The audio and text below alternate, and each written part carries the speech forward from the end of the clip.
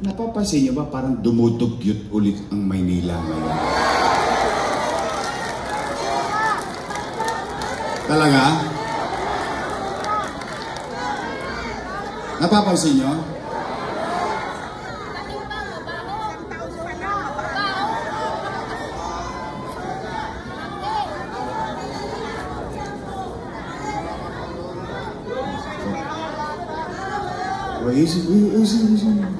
Puso niyo, nakadikit lang yan. Hindi kasi nalulungkot ako na nalinis na natin ang Maynila dati. Napapasunod ko na ang tao eh. Totoo lamang. I mean, let's be honest to ourselves. Nay, ano nangyari sa atin? Wawaglit lang ako nawala. Nagbalikan na naman ang mga tulongges sa kalsada. Kanya-kanyang balagbag na naman. Kanya-kanyang tambak na naman ng basura. Nay, tay, ano nangyari sa atin? Lalabing-7 lang ang LGU sa buong Metro Manila. Ayan, pang-17 tayo. Kulelat, sino may sabi? Cisco? Hindi. Ayan, Philippine Statistics Authority. Tinalo pa tayo? Nino? Ng munisipalidad ng Pateros. Ano tinitinda sa Pateros? Itlog, penoy at balot. Nay, tay, nung naging mayor ako, pang number 16 tayo. Nung umalis ako, number 3 na tayo. Ang hindi lang natin kayang talunin, Quezon City at Makati. Kasi ang Quezon City sobrang laki, ang daming source. Tayo, bagsak ulit sa number 17. Pundilyo. Ano naalala niyo sila tayo ng mga matatanda nung araw? Yung pundilyo? Ilalim. Nay, kung dito, number 17 tayo, dito naman tayo yung number 1. Sa krimen.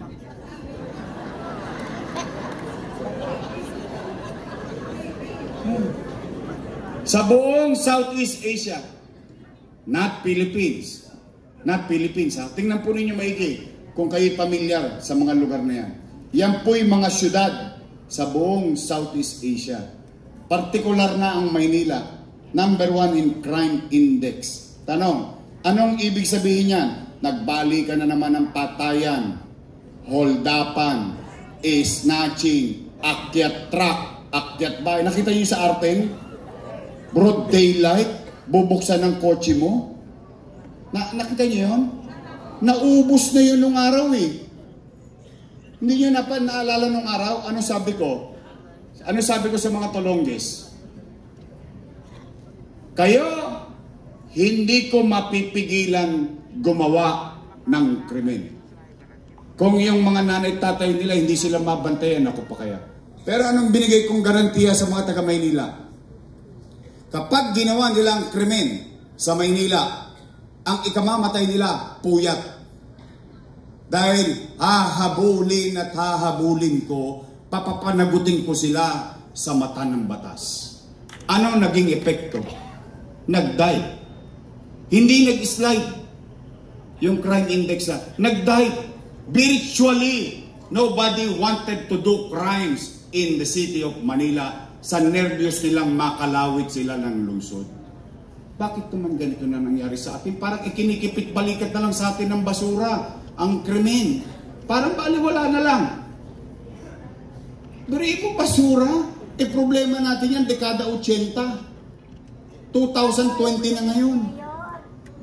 Bakit tayo bumalik sa lumang panahon? Nay, tay, naalala nyo nung araw, nung mayor ako, may gobyerno sa umaga, sa tanghali, sa hapon, sa gabi, hanggang madaling araw may gobyerno sa lungsod ng Maynila.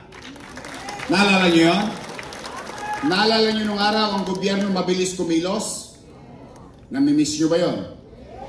Gusto nyo bang ibalik yun? Then help me make Manila great again. Pangatlo at panghuli, para uwian na. Hindi lang kayo ang nagugutom.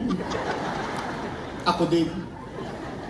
Kasi pag umabot ng alas 12, abonado na si Apple nito. Alas 12 na nga. Pero ito yung pinakamahalaga. Bakit? pera ng taong bayan. Mahalaga ba sa inyo yan? Naman. Pera nyo yun eh. Tama ba? Nakalulungkot isipin, Nay, Tay, yung mga dati kong kasama, katulad yung si Chihuahua. Opo, ako naman real talk lang. Wala naman ako sinasabing masama sa kanila. Oh. Yang mga yan, mga dati kong kasama nung araw, puro papuri ng papuri ng papuri sa akin. Papuri dito, papuri doon. Papuri rito, papuri doon. Ngayon, ako na ang pinakamasama sa mata nila. Anong sabi? Si Yorme, maraming iniwang utang. Narinig niyo yun? Talaga? Narinig ko rin eh. Sinabi ba nila yun? Opo, napanood ko din eh. Huwag ka nang bumalik. O, ayun, tama. Tama, napapanood ni tatay. O, sige. Real talk tayo. Tanong, gusto nyo bang malaman ang sagot? Dapat lang. Bakit? Pera nyo yun eh. Gusto nyo bang marinig ang sagot galing mismo sa akin? Dapat din. Bakit? Leaders should owe his action. Ang leader, dapat panindigan niya yung bagay na ginawa niya sa kanyang mamamayan. Dapat maging responsable siya sa kanyang mga ginawa. Hindi para magturo, magsisi na magsisi. Dapat panindigan mo at hayaan mo ang taong bayan magsabi pagdating ng araw ng paghuhukom kung ikaw ay mali o tama. Tama po ba? Ngayon, gusto niyo malaman ang sagot? Taas ang kamay na may anak dito. May anak kayo lahat. May apo kayo. May pamilya kayo. Real talk. Kapag walang makakain ang pamilya nyo, gagawa niya ng paraan. Uy, di nga. Itatawid nyo? Iraraos nyo? Gagawin nyo ang lahat. Totoo ba ang kasabihan na ang isang ama o isang ina o isang magulang susubo mo na lang, bibigay mo pa sa anak mo? Totoo yun? Gagawin nyo ang lahat? Mairaos lang ang pamilya nyo? Ganun din naman ang ginawa ko bilang ama ng 2 milyong Manileño nung panahon ng pandemya.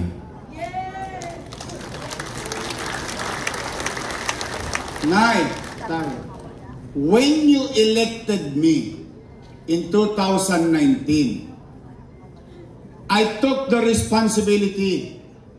Wala kayong narinig sa akin ni minsan sinisi ko yung nakaraang administrasyon na walang iniwan sa aking pera. Wala. Bakit? Hiningi ko sa inyo maging mayor eh. Hindi nyo naman binigay sa akin ng kusa yun eh. Hiningi ko muna, binigay nyo sa akin. Di lahat ng responsibilidad at problema nun, atang-atang ko na. Tama, mali? Hindi para magsisi pa na magsisi. Anong ginawa ko? Unang-una, nilinis ko Maynila. Dugyot. Pati sa City Hall may tae. You know that already. Ang basura, 5-5, tumpukan. Sabi ko, paano kung lilinisin ng Maynila kung sa labas mismo ng City Hall, nakakaapak tayo ng echas? Bagay, hindi pa naman kayo kumakain. Ito pa naman. Ngayon, nililinis ko Maynila. Inaayos ko Maynila. Nag-issue pa ako. Saan kayo nakakita? Wala na tayong pera. Nag-issue pa ako ng longest tax amnesty. Kung maalala niyo noong 2019. Nay, Tay, anong ginawa ko? Kinausap ko yung mga negosyante. Ano sabi ko? Patawarin nyo na ang Maynila. Alam ko, inabuso kayo nung araw ng gobyerno ng Maynila. Balik na kayo rito.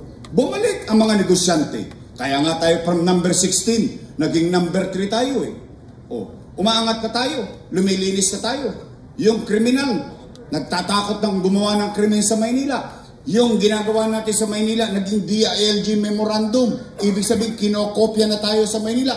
Umaangat na tayo, lilipad na tayo. In fact, I went further. Kinuusap ko mga Jollibee, mga McDonald's. Ano sabi ko? Uy, baka naman po pwede yung mga PWD ko sa senior citizen ko, pwede pa magtrabaho sa inyo. Anong ginawa nila? Pinayagan ako. Pinayagan yung mga lolo't lola ko makapaghanap buhay muli sa Jollibee, sa fast food. Awa ng Diyos, nakakaraos na tayo, umaangat na tayo, lumilipad na tayo, biglang nabangga tayo ng pader. Ang tawag ay pandemya. Tanong, mahuhulaan ko ba na magkakapandemya? Hindi. Anong epekto ng pandemya? Wasak ang ekonomiya. Nino? Ng Maynila? Hindi. Ng Pilipinas? Hindi. Ng buong mundo? Oo. Walang ekonomiya, walang hanap buhay. Walang hanap buhay, walang trabaho. Walang trabaho, walang pitsa. Walang pitsa, walang chicha. 3 months. Magsiyasat po kayo. 3 buwan. Hindi ako umuwi ng bahay. Sa City Hall ako natutulog. Makikita niyo naman yun. May data naman. Nag-aalala ko. Paano ko iraraos ang 2 milyong bibig na umaasa sa kanyang gobyerno, sa kanyang pamahalaan? Hindi ako mapagkatulog. 24 oras pinatatakbo ko gobyerno. Ano naging epekto? Kayo na mga nangabuhay dito. Kayo. Testigo kayong buhay. At least kaya natin sabihin, noong panahon ng pandemya, walang nagutom sa lungsod ng Maynila. Buwan-buwan, may food box. Mayaman, middle class, mahirap, pantay-pantay. Per family, not household. Dahil sa bahay, minsan 2, 3 pamilya. Pantay-pantay sila. Nakaraos tayo. Hindi pa nga nauubos yung food box, dumarating na naman yung food box. Tama, mali? Nay, tay, magsiyasat kayo. Dito, nagtampo sa akin yung ibang mayor sa Pilipinas, partikular sa Metro Manila. Bakit? Tayo ang nauna at tanging nakabili ng 500,000 doses ng bakuna. Kaya napansin nyo, una tayong nabakunahan sa buong Pilipinas. Nay, tay, India, walang oxygen. Pilipinas, tumutukod ang oxygen. Sa Maynila, tangke-tangking oxygen ang naka-stock para sa mga COVID patient natin. Nay, tay, tayo lang. May remdesivir, tocilizumab, molnupiravir, daang-daang libo ang halaga ng bawat isang gamot. Mabuhay lang yung pasyente na may COVID-19. Nay, tay, habang nangyayari ang lahat ng yan, ang buong Pilipinas, kayo dito, may experience kayo, kundi man kayo, pamilya nyo, kundi man pamilya nyo, kakilala ninyo, tumutukod yung Chinese General Hospital. Ngayon, sa Maynila, itinatag 52 days, Manila, COVID-19 field hospital. In 52 days, 400 bed capacity, worth 300 million. Mabuhay lang ang mga COVID patient sa lungsod ng Maynila. Nay, tay, sa kanan, sa pang-araw-araw na pagsubok ng buhay ng tao sa Maynila, kinakaharap ko. Sa kaliwa, yung pangarap ko sa Maynila. Tinupad ko, hindi ako nagpapigil sa pandemya. Hindi ako nagpaawat sa pandemya. Habang pandemya, kinakaharap natin yung pangaraw-araw sa kanan, sa kaliwa, tinatag, Condominium 1, Condominium 2, Binondominium 1. Ito malungkot. Masaya ako para sa mga beneficiary. Pinamigay na noong isang araw, San Sebastian Residence, Pedro Hill Residence. Nay, yung utang, kasalanan ko. Pero yung tinayo yung building, sila daw ang may gawa. Pero utang, ako may kasalanan. Pero yung pinampatayo dyan, hindi nila sinabi kung saan galing yung pera. Oh, itinayo, Pedro Hill Residence, San Sebastian Residence, at ang pinakamalapit sa inyo. I challenge each and every one of you. Dumiretso kayo konti ng Avenida Rizal. Kumanan kayo sa San Lazaro. Makikita ninyo doon, San Lazaro Residence. Alam niyo sino dapat makinabang doon? Naalala niyo yung katabi noon, may squatter? Bata pa ako. Tinitira pa ako sa WEPAC sa mga doktor sa San Lazaro. Pag nagtatayo ako nung araw, squatter na yun. Ang dami na nagdaan ngayon. Yun. Ewan ko kung doon nila ipamimigay yun. Pero ako, sa totoo, ipinamimigay natin yan sa mga nangungupahan.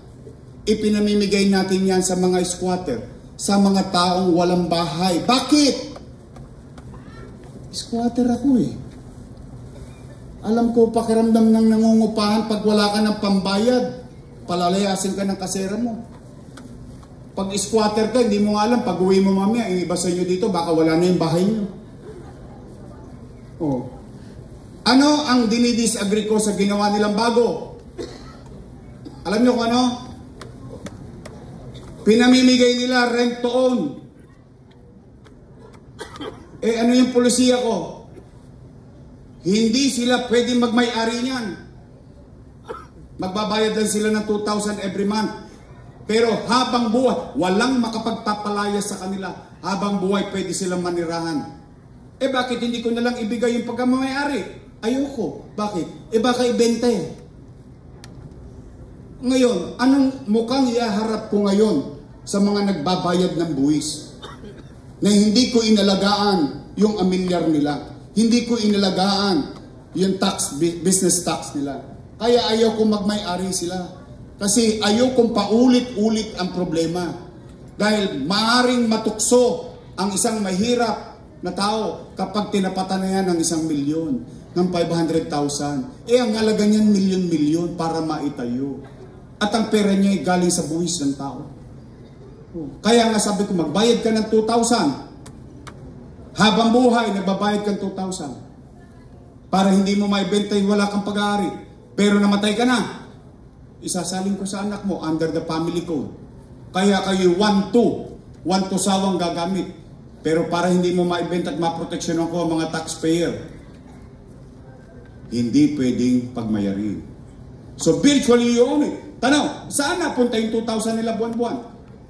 Yumaman ka na. Umangat na buhay mo. Gusto mo nang umalis. After 10 years, ibabalik ko sa iyo 240,000. Yes.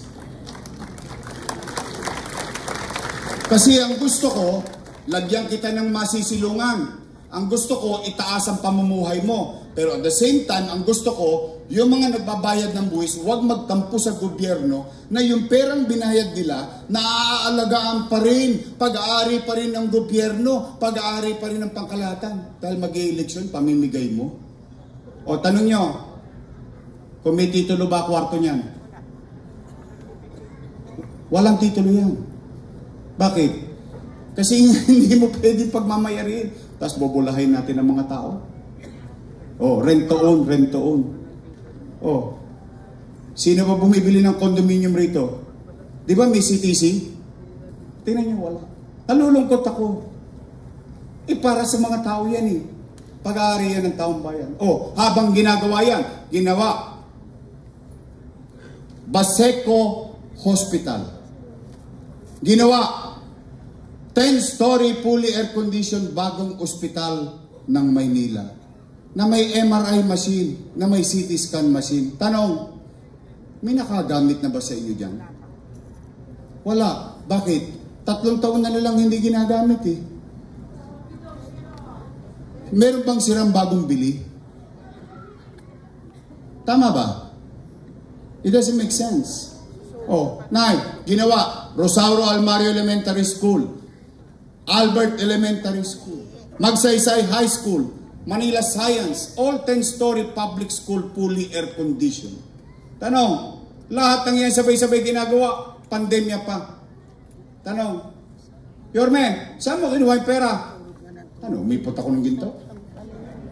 Hindi. Ginamit ko abilidad. Saan ka ba nangutang? Sa gobyerno. Ang labo mo naman kausap, Yorme. Amerika nangutang. Pilipinas nangutang. Maynila nangutang sa Pilipinas. Opo. Sino may-ari ng Land Bank of the Philippines? Gobyerno. Sino ang may-ari ng Development Bank of the Philippines? Gobyerno. Madalit salita, Nay, dyan sa itaas, sa Kodli, dito sa harap, imumuestra ko para mas madaling maintindihan. Itong ulo ko, hanggang pa, yan ang buong gobyerno. May dalawang bulsa, isa sa Wakali, isa sa Nangka. Sa kaliwa, National Government Financial Institution. Ano na sa loob? Land Bank of the Philippines, Development Bank of the Philippines. Sa kanan, City of Manila. Nganga. Alaus. Ano ang ginawa ng ama ng lungsod ng Maynila? Dumukot sa kaliwa, inilipat sa kanan para makaraos ang batang Maynila. Yun daw ay mali. Nay, tay, mga lolo ko, mali daw yun. Mali daw yun. Mali daw yun. Kung yun ay mali, di mali din sila. Bakit? Kasama ko silang gumawa nun eh. Chihuahua. Chihuahua. Chihuahua. Sino ba majority floor leader nun? Si Chihuahua. Mali pala eh. Masama pala eh. Ba't yung inaprubahan? Ngayon, ako na ang pinakamasama. Nung araw, papalakpak sila. Ngayon nga po, nagpapalakpakan sila nung pinamimigay na nila yung mga condominium eh. Nung pinamimigay nila, kanila. Programa nila. Pero yung utang nun, kasalanan ko. It doesn't make sense. The sauce for the gander is the sauce for the goose. Kung yan ay kasalanan, hahayaan ko kayong ipako ninyo ko sa krus. Pero isa lang, at least mga nanay tatay ko, maglalakad ako sa Santa Cruz. Ano mang oras, matangos ang ilong ko. Isa lang ang masasabi ko. Salamat sa Diyos. Ito tayo ngayon. Buhay tayong lahat. Nakaraos tayo. Kaya nga sabi ko kanina, salamat sa Diyos, nakaraos tayo. Nay, tay, pwede ba akong makisuyo sa inyo bago tayo mag-uwian? Pwede? Talaga? Total, ipatatawag din naman kayo nun.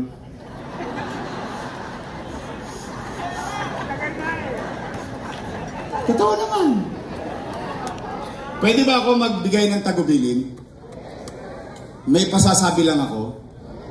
Pag pinatawag na kayo, di magkakasama na kayo, parang ganito. Magsasalita na yung mga yon. Si Chihuahua sa kayong amo niya. Pag sila, utang, ang daming iniwang utang. Lahat nga ng, pati nga basuras, ako pa may kasalanan eh. Hindi naman ako mayor eh. Lahat yata ng mali sa Maynila, ako may kasalanan eh. But anyway, that's water under the bridge. I will let you decide for it. But for the meantime, pag sinasabi nila, utang. Pag nakita nyo, pwede ba makisuyo? Pasabi nyo naman, ay! Puro na kayo utang. May pinasasabi si Yorme. Magsilayas na raw kayo dyan. Siya na lang magbabayad ng utang. Pwede?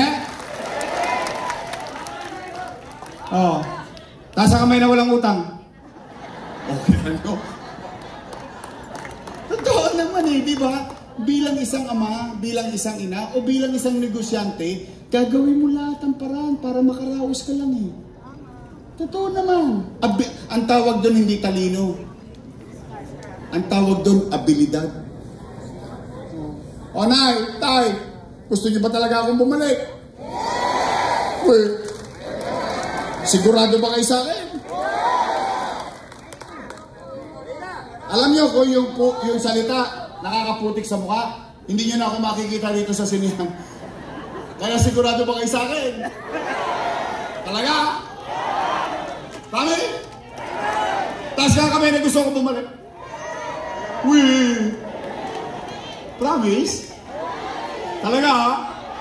Uy, t-shirt mo, God first pa oh. Pati sombrero. Kompleto. Oh. Apple nyoto. Okay to ha. Oh, sige. O, Nay, Tay, pumanatag kayo. O, at least meron man lang kayo maiuwi. Okay. Pabalik na tayo.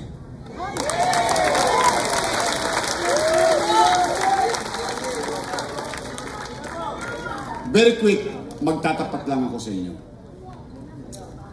Mahirap. Alam ba, nakabalik na tayo. Pakiramdam ko, mahirapan ako. Ng konti. Kasi feeling ko lang, hindi naman ito factual ha. Feeling ko lang, wasak na yung gobyerno eh.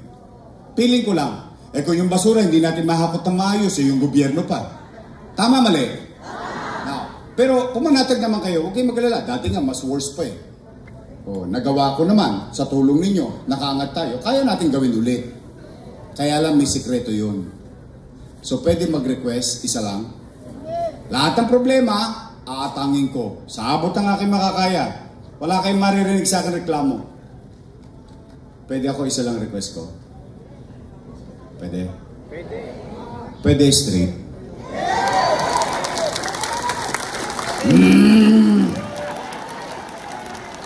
Ay! Taga Santa Cruz, mag-ingat kayo sa sagot. Baka mamaya, politiko din kayo. Yung politiko, pangako ng pangako. Puro pako. Eh kayo, baliktad na. Taong bayan ang nangangako. Sisingilin ko kayo. Pagtapos ng eleksyon, bibili ako ng dividendaso. Bubuksan ko yung gitna niyan. Titignan ko, nagprueba pa kaya itong District 3? Ba, nagtotoo. O after election, ako naman ang singilin nyo. Pwede? Promise? Nandiyan dyan. Mocha Uson.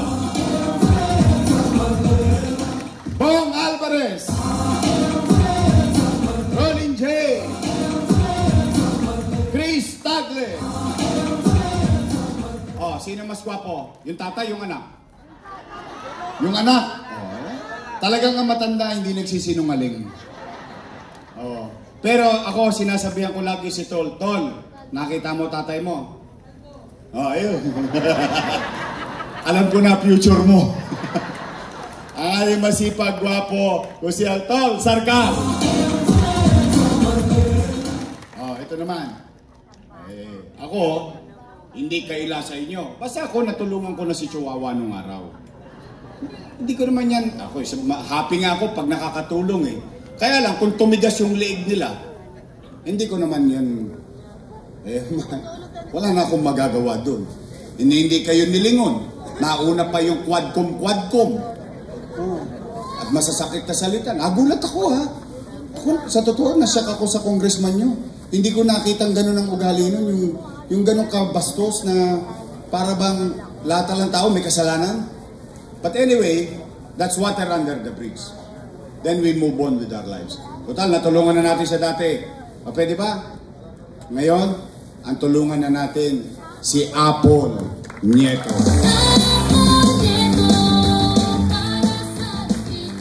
O, yung vice mayor ko, may asim pa.